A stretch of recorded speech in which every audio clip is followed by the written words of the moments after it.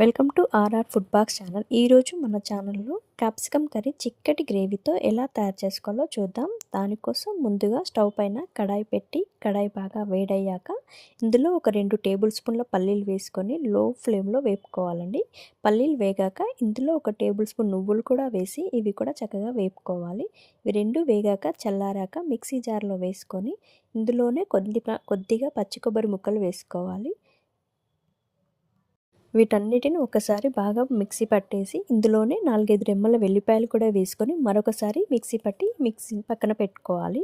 ఇప్పుడు క్యాప్సికమ్ని సన్నగా పొడవుగా కట్ చేసుకోవాలి. అలానే ఉల్లిపాయలు కూడా సన్నగా పొడవుగా కట్ చేసుకోవాలి.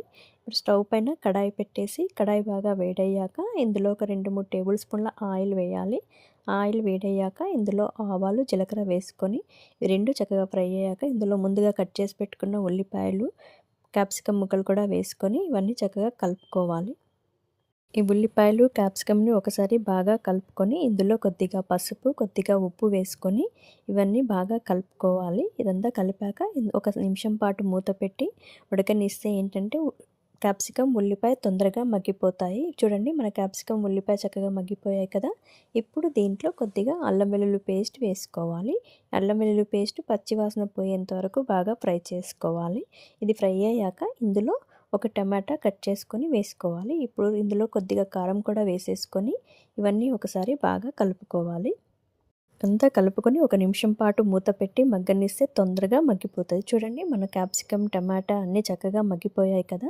ఇప్పుడు దీంట్లో మనం ముందుగా మిక్సీ జారి పట్టుకున్న పల్లి పొడి నువ్వుల పొడి కలిపి ఇందులో వేసేసుకొని ఇప్పుడు దీంట్లో కొద్దిగా వాటర్ కూడా వేసుకొని బాగా కలుపుకోవాలి.